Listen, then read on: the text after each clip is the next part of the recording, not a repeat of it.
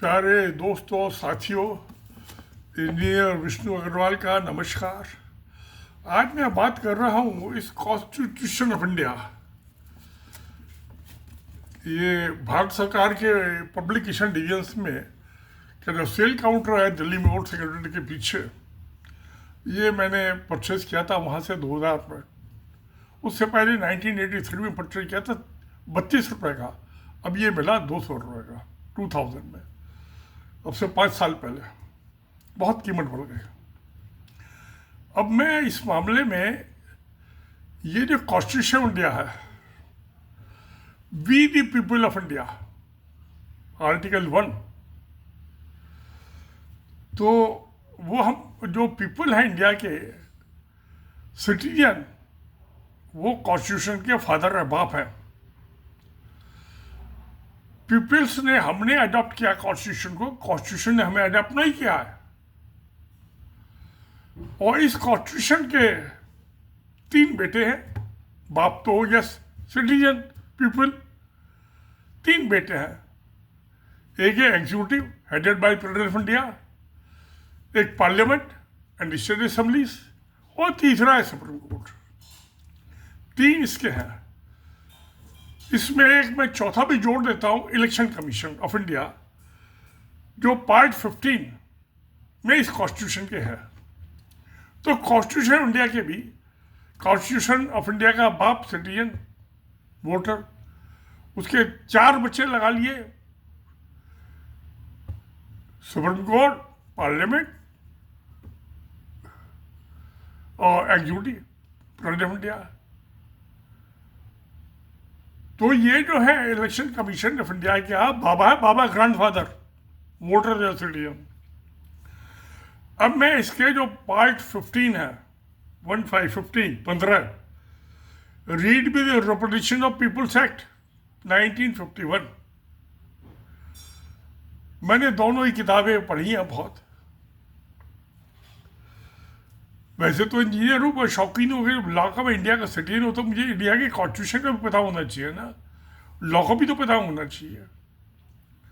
तो कॉन्स्टिट्यूशन के एग्जीक्यूटिव को, जो इनेक्टमेंट है, लॉ है, इसको लागू करने के लिए, कॉन्स्टिट्यूशन को लागू करने के लिए कानून पास करना पड़ता है पार्लियामेंट को।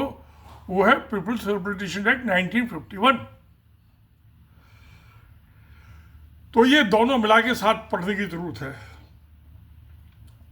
अब इसमें इलेक्शन जो आर्टिकल 15 है, 15 है, उसके आर्टिकल 324, 3 to 4, उसमें इलेक्शन कमीशन की बात की गई है। और इसके सब सेक्शन 4, प्रेसिडेंट में अपॉइंट रीजनल कमिश्नर्स, यानी कि चीफ इलेक्शन कमिश्नर हो गया, इलेक्शन कमिश्नर्स हो गया, और पार्ट 4 के मुताबिक जो है रीजनल इलेक्शन कमिश्नर्स। अब रीजनल इलेक्शन कमिश्नर्स तो है नहीं, तो पंगू हो गया, लेब हो गया, इलेक्शन कमीशन लंगड़ा हो गया। 3 टांग की जगह 2 टांग पे खड़ा है, चीफ इलेक्शन कमिश्नर और इलेक्शन कमिश्नर। तीसरे टांग कहाँ है इसकी, जो सब आर्टिकल 4 में है, 3 to 4 के, 4 and 5। और जो रीजनल इलेक्शन कमिश्नर्स होंगे, उनका काम है कि इलेक्शन कमीशन को सपोर्ट करे। जब है ही नहीं तो सपोर्ट कहां से करेगा, जिसका जन्म ही नहीं हुआ पिछले 75 साल में, वो उसको मदद कैसे करेगा? मदद हवा में तो नहीं होती। रीजनल कमीशन जो है जनवरी 1950 से ये लागू हुआ कॉन्स्टिट्यूशन इंडिया। आज 2025 आज तक अबाइड नहीं होने दिया इससे। अब जो है ये तो मैं 324 की बात की। अब मैं आता हूं आर्टिकल 325, इलेक्टरल रोल बनाएगा chief election commissioner. Election commission कह लीजिए आप, election commissioner, chief election commissioner, election commissioner और रीजनल इलेक्शन कमिश्नर, ये तीनों मिलकर इलेक्टरल रोल बनाएंगे। अब रीजनल इलेक्शन कमीशन है नहीं, तो फिर इलेक्टरल रोल की क्या वैलिडिटी रहेगी? और 326 एडल्ट सफरेज जो बालिग हो गए, एडल्ट हो गए। पहले 21 साल का था जब मेरा नाम लिखा गया था इलेक्टोरल रोल में, अब तो मैं 81 साल का हो गया, 60 साल पहले। उसके बाद इसको 18 साल कर दी थी राजीव गांधी जब प्राइम मिनिस्टर थे, 84-89 के बीच में अमेंडमेंट कर दिया इसमें। अब मैं आता हूं 327 आर्टिकल है, इसमें ये preparation of electoral rolls and delimitation constituencies, और 329 bar to interference by courts in election matters. Election matters है, बाकियों में नहीं है। इलेक्शन मैटर्स तब आते हैं जब इलेक्शन नोटिफाइड या डिक्लेयर हो जाता है, उसके बाद किसी कोर्ट का दखलंदाजी नहीं होगी, कोई टांग नहीं लड़ाएगा अपने। अब ये पार्ट 16 जो है रिजर्वेशन, इस पर मैं बात नहीं करूंगा क्योंकि मैं किसी रिजर्व कैटेगरी को बिलोंग नहीं करता। तो कल के मैंने वीडियो बताया था, इन्होंने मेरा नाम कैसे मुझे डिफेंसराइज कर दिया 80 साल की उम्र में।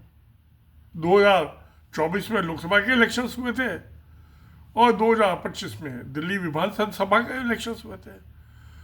दोनों में मेरा वोटर लिस्ट में नाम काट दिया, जबकि मैं मरा नहीं। मेरा तो इलेक्टोरल रोल में नाम जो था जब मैं 21 साल का हुआ था तब सही है, और वोट डालता रहा मैं जब भी इलेक्शन होते थे लोकसभा या विधानसभा के। और 1971 के बाद मैं ये दिल्ली आ गया तो इलेक्शन ड्यूटी लगने लगी मेरी। 2004 में रिटायर हुआ तो मैं एक दफ़े इलेक्शन 2071 के लोकसभा के इलेक्शन में तो मैंने वोट डाला था, क्योंकि मेरी काउंटिंग सुपरवाइजर था, काउंटिंग में ड्यूटी थी, पोलिंग में नहीं थी। उसके बाद हद में पोलिंग की ड्यूटी ली 2024 तक, 34 साल वोट ही नहीं डाल पाया, वो मजबूरी थी। इलेक्टोरल रोल में मेरा नाम था, मैं इलेक्शन ड्यूटी की वजह से कैसे जाऊं, नहीं जा सका। तो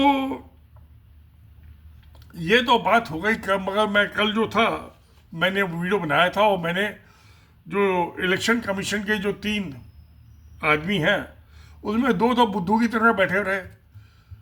सिर्फ chief election commissioner Dnyaneshwar Kumar जो है वही बोल रहे थे, मगर उन्होंने वोटर को उंगली दिखाई और बड़े गुस्से में बोल रहे थे, जैसे खुजली वाला कुत्ता बोलने लगा, अपनी टांग खुजाने लगता खुजली वाला कुत्ता। उनका बिहेवियर वो था, मुझे देख के अफसोस हुआ। इसकी क्या अथॉरिटी है? वोटर की अथॉरिटी है, चीफ इलेक्शन कमिश्नर की कोई अथॉरिटी नहीं है। Is subordinate to voter, is subservient to voter, elector. तो मुझे बात जमी नहीं है, इसीलिए आज दोबारा वीडियो बना रहा हूँ। तो मैं 15 मिनट से कम कर रखने की कोशिश करता हूँ। तो ये मैंने आपको कॉन्स्टिट्यूशन की, संविधान की बात बताई। अब मुझे बताया ये चीफ इलेक्शन कमिश्नर ने क्या किया रीजनल इलेक्शन कमिश्नर जो अपॉइंट कराने के लिए, क्या हिदायत दी, किसको दी, नहीं दी तो क्यों नहीं दी? पहला सवाल ये है। दूसरा सवाल ये है, मैं यमुना विहार कॉन्स्टिट्यूंसी में दिल्ली की और ईस्ट दिल्ली लोकसभा कॉन्स्टिट्यूंसी में मैं 71 से लोकसभा के इलेक्शन में, और विधानसभा तो जो है ये 91 में बनी थी। उससे पहले मेट्रोपॉलिटन काउंसिल होती थी दिल्ली में 1966 के एक्ट के मुताबिक। क्योंकि तो 1991 में Delhi government of entity of Delhi act बना था, मेरा हमेशा वहाँ नाम रहा दिल्ली में। तो मुझे ये बताइए मेरा नाम कैसे इलेक्टोरल रोल से काट दिया गया बिना मुझे नोटिस दिए? मुझे 2024 के इलेक्शन में और 2025 के विधानसभा के इलेक्शन में क्यों नहीं वोट करने दिया गया? नाम तो आपने काट दिया। मैं प्रिसाइडिंग ऑफिसर रहा कितनी दफ़े, और 2004 के इलेक्शन में, जो 2000, हाँ 4 के 5 में तो मैं रिटायर हो गया था, उसमें मैं सेक्टर ऑफिसर था, 3 इलेक्शन बूथों का इंचार्ज। और वो शायद लास्ट इलेक्शन थे जब कागज से हुआ था। वोटर जो होते कागज होते थे, कागज वाले होते थे दिल्ली में, बाकी हिंदुस्तान में कागज के होते थे। मेरा भाई छोटा मुझसे, वो 2006 में रिटायर हुआ, तो उसके ज़माने में मशीन आ गई थी, ये वोटिंग मशीनें जो होती ईवीएम। तो एक तो बात ये हुई।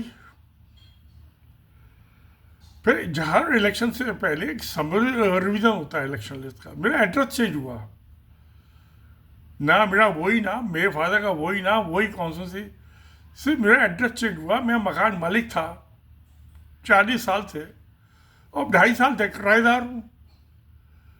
तो वो तो कोई, उससे मुझे फ़र्क नहीं पड़ता, ना इलेक्शन कमीशन को फ़र्क पड़ता है। तो बीएलओ को आके मुझसे पूछना चाहिए था, मुझे नोटिस देना चाहिए था नाम काटने, उसे एड्रेस ही चेंज करना था। वो शायद इलेक्शन का फॉर्म 8 होता है जिसमें कोई नाम की गलती हो, फादर के नाम की गलती हो, एड्रेस चेंज हो, सब फॉर्म 8 में होता। तो मुझे फॉर्म 8 लेके आना चाहिए था, मुझसे भरवा लेती वो। ये आज स्कूल के टीचर भी होते हैं, मैं साइन कर दे, क्योंकि मेरा हाथ शेक करने लगा है। अब मैं क्या से बुढ़ा हो गया, तो मुझसे पेन भी ठीक से नहीं पकड़ा जाता, और मेरे हैंड राइटिंग भी चेंज हो गया, सिग्नेचर भी चेंज हो गया, बैंक वाले भी नहीं रिकॉग्नाइज कर पाते। अब क्या करूं? तो ये सब एज रिलेटेड मामला है, उम्र के मुताबिक मेरी बॉडी भी चेक करती है। अब मुझे चीफ इलेक्शन कमिश्नर साहब एफिडेविट दें ऑन ओथ कि मेरा नाम आपने बिना मुझे नोटिस दिए कैसे काट दिया। काट दिया तो मैं वोट नहीं कर सकता, क्योंकि मैं तो जो प्रिसाइडिंग ऑफिसर रहा और सेक्टर ऑफिसर रहा, मैंने किसी को भुगता, बहुत नाम काट दिए जाते हैं एड्रेस चेंज की वजह से। तो मैं तो डीडीए की कॉलोनी में रहता हूँ, झुग्गी चौपड़ी कॉलोनी में तो रहता नहीं, डीडीए की प्लान कॉलोनी में, जिसमें मुझे 1976 में प्लॉट अलॉट हुआ था। नक्शा सेंक्शन करा के मैं 98 में कंस्ट्रक्शन चालू कर दी, फिर डीपीसी तक आते, फाउंडेशन बनाते बंद कर दिया। कहा, मेरी बीवी ने कहा, सर यहाँ तो कोई आबादी है ही नहीं, कोई लूट के ले आएंगे, आप तो जाकर ऑफिस में बैठ जाओगे। मैं कहा ठीक है, काम बन गया। 81 में फिर चालू कर दिया, और मैं 82 में शिफ्ट कर गया उस मकान में, और 2022 तक वो मैं उसका मालिक रहा, मकान मालिक। मेरे नाम पे मकान था, रजिस्ट्री मेरे नाम पे थे डीडीए से। और मैं उसके बाद 23 में वो कोरोना वगैरह लग गया था, उस टाइम 2.5 साल फ्लाइटें नहीं चली थी। तो मैं 10 दिन पहले दिल्ली आया था बेटे के पास, 2.5 साल यहाँ फंस गया कैद खाने में। तो मैं मरा नहीं था मैं कोरोना में। फिर मैं 6 महीने में वापस लौट गया दिल्ली। मकान मैंने दिसंबर 22 में दिया, जो उसमें जुलाई में 7 जुलाई 23 को मैं वापस लौट गया 7 महीने बाद। तो मेरा नाम कैसे काटा एफिडेविट ने? और आपको मुझसे एफिडेविट, मैं आप बनवाला जो बनवाला मैं साइन कर दूंगा ब्लाइंडली, बेशक आप उसमें लगवा लो कि मैं मर चुका, मैं इंतकाल हो चुका है, साइन कर दूंगा आपको खुश करने के लिए। अब आपकी से तसल्ली होती है, आपकी गिल्टी कॉन्शियस आपको होनी चाहिए कि कैसे आपने नाम काट दिया बुढ़े आदमी का। बुढ़ा आदमी से उसका वोटिंग राइट खत्म नहीं होता है, चाहे वो 80 साल का हो, चाहे 90 साल का हो, 100 साल का हो। ये चीफ इलेक्शन कमीशन को पता ही नहीं है कि जितना 18 साल के यूथ का राइट है वोटिंग का, उतना ही 98 साल के भी आदमी का वोटिंग राइट वही है, सेम। उसके वोट की वही वैल्यू है। बुढ़ा होने से उसके वोट की ना तो वैल्यू कम होती है, ना उसका वोटिंग राइट खत्म होता है। तो मुझे इस बात की बड़ी शिकायत है। और वो ऊपर से उंगली दिखा रहे हैं प्रेस कॉन्फ्रेंस में। अरे प्रेस वालों को तो तुम मुक्के मारो, इन पॉलिटिकल पार्टी वालों ठुड्डे मारो, मैं वोटर को आप नहीं उंगली दिखा सकते, ना ठुड्डे मार सकते, ना मुक्के मार सकते, ना धमका सकते। ये गलत बात है। तो प्यारे दोस्तों, आपका क्या कहना है इसमें कि चीफ इलेक्शन कमिश्नर साहब जो बकवास कर रहे थे अपनी प्रेस कॉन्फ्रेंस में, उसका क्या पनिशमेंट होना चाहिए? उनको इनाम दिया जाना चाहिए, क्योंकि 14 अगस्त को सुप्रीम कोर्ट ने उनकी धज्जियां उड़ा दी, वो छुपा ना रहे थे सब बातों को, तो वो खिसियानी बिल्ली वाला हो गया, क्योंकि उनकी बात नहीं मानी सुप्रीम कोर्ट ने, तो बेकाबू हो गए।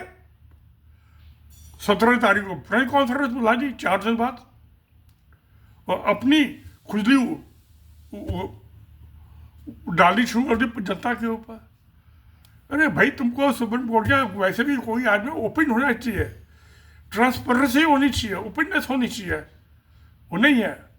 तो प्यारे दोस्तों, अब मैं क्या कहूँ इस मामले और, तो सत्य में जयते। नमस्कार, धन्यवाद।